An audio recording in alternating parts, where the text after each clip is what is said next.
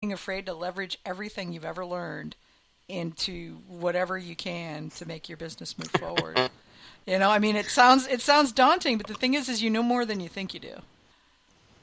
Actually, I'm pretty well aware of what I know. It's just how much I actually want to do some of it. I'm really good at paperwork. I hate doing it. So, that'll be the thing I'm always dragging my ass on, and I know it. So I know that'll be the first thing I have to hire someone to help me with, or at least hire someone to beat me over the head with something until I get it done.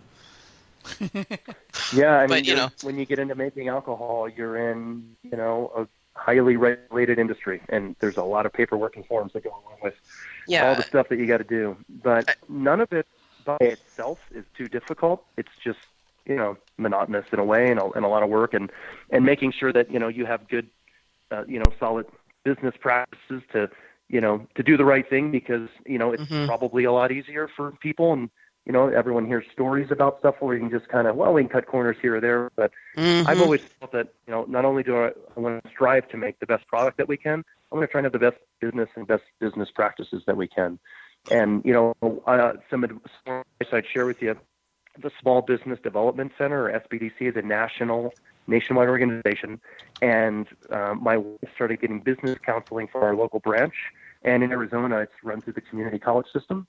It's totally free. And they have business counselors that have all different backgrounds. And some of them will give you some really good, helpful tips. And by working with the SBDC, we've been able to learn a lot. And even if it's just a sounding board of someone that kind of knows what you're going through, sometimes that's valuable enough. And sometimes you get great advice. But through that whole process, we were able to make a loan happen for our building that I was talking about earlier that otherwise wouldn't have happened.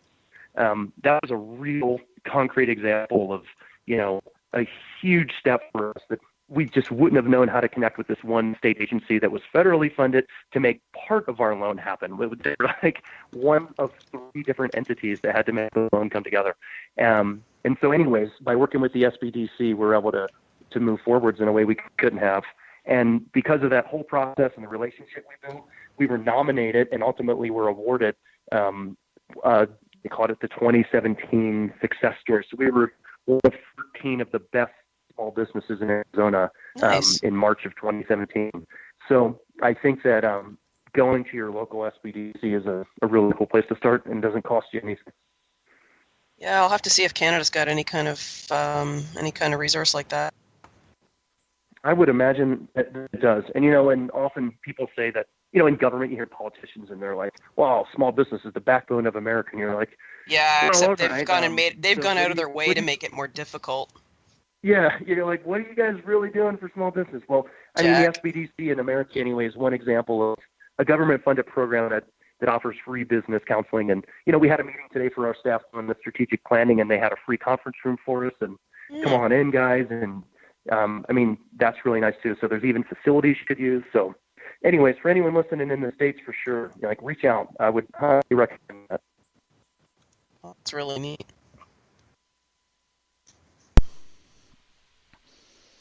Being overcome by the yawns, I have to keep muting myself.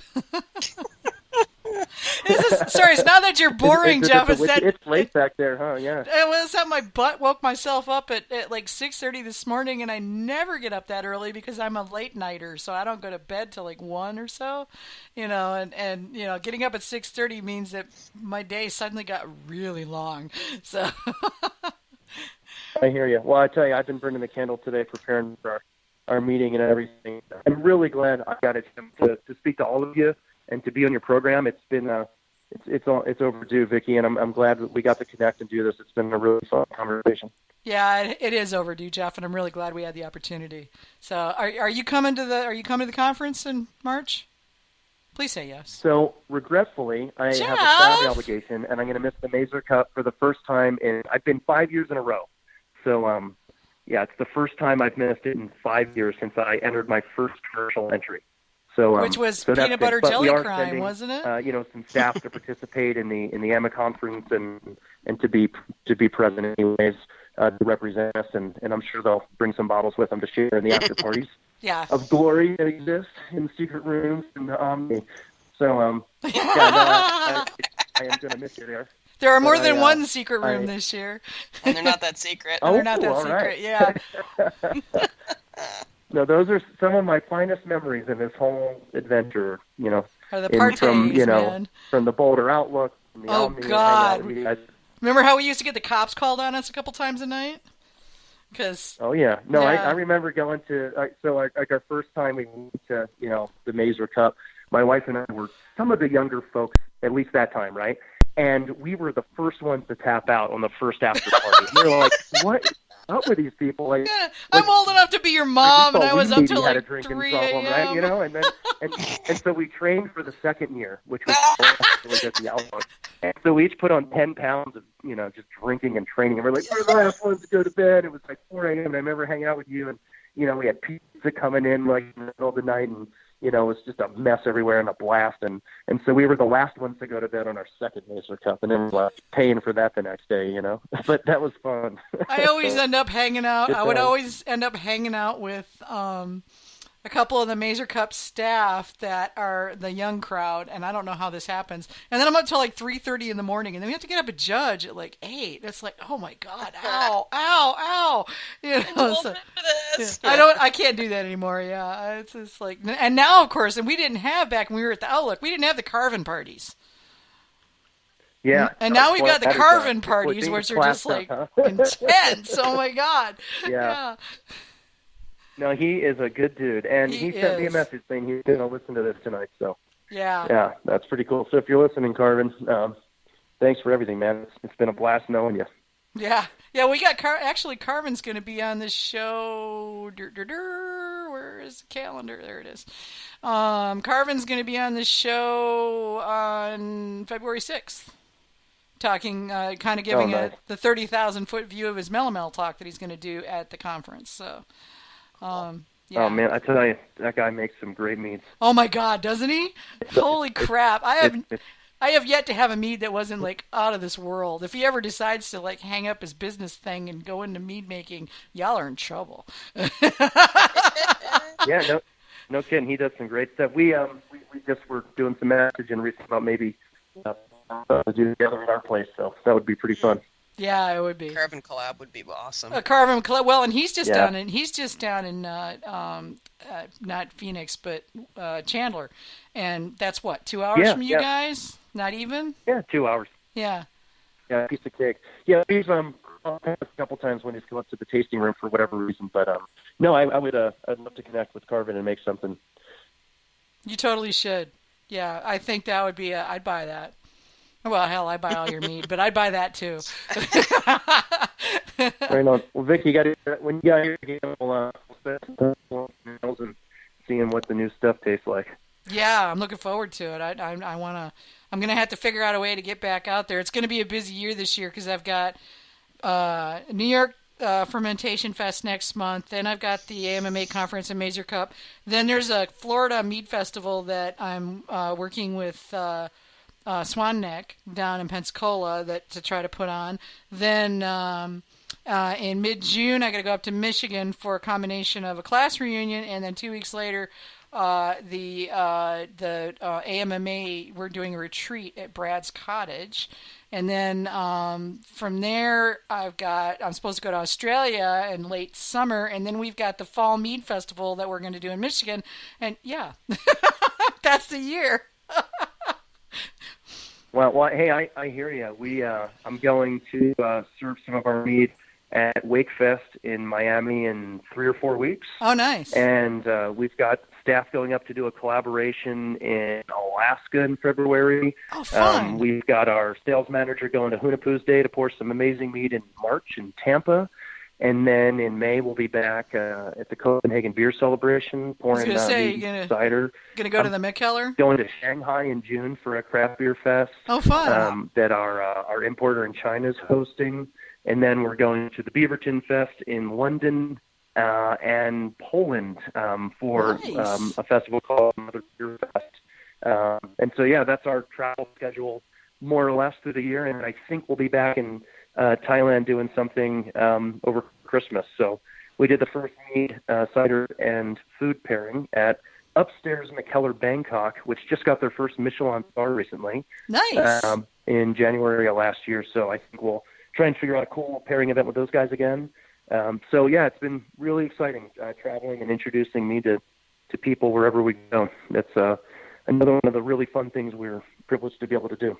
Well, your guy in Shanghai has been just pitching y'all hard. You know, I mean, I see him posting all the time. So awesome. Yeah, that's kind of unbelievable. I mean, the craft beer world, and you know what's interesting is craft beer and mead in Asia and even in a lot of European countries. It's sort of counterintuitive because I think often we look at the world from like our own perspective and what we know. And you know, I was just in Belgium at Billy's Craft Beer Fest, it was called, which is one of the leading craft beer bars, Billy's Beer Cafeteria in Antwerp. And they brought in a lot of Belgian craft beer brewers and some really awesome brewers from around Europe and even the U.S. And then we were invited. So we were there pouring mead, and you know, we were able to turn on, you know, so many folks that had never had mead in any way to some of the, you know, we usually bring like our craziest creations and one-offs to these festivals.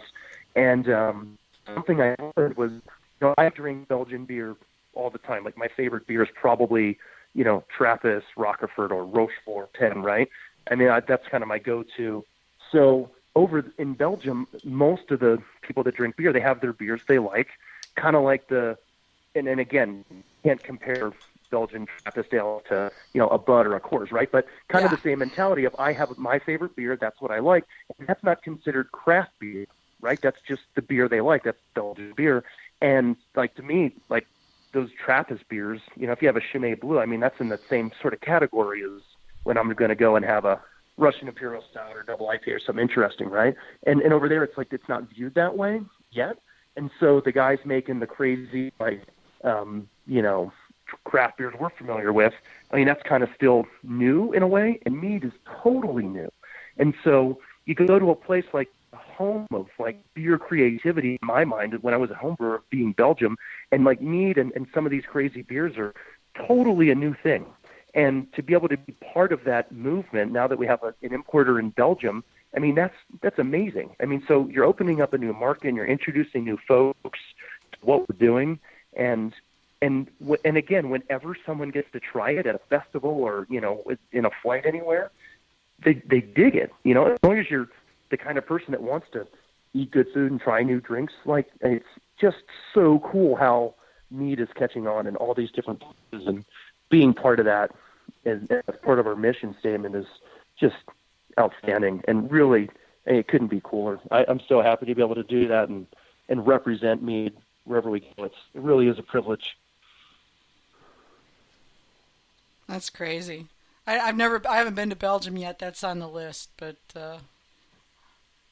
amazing people, gorgeous country.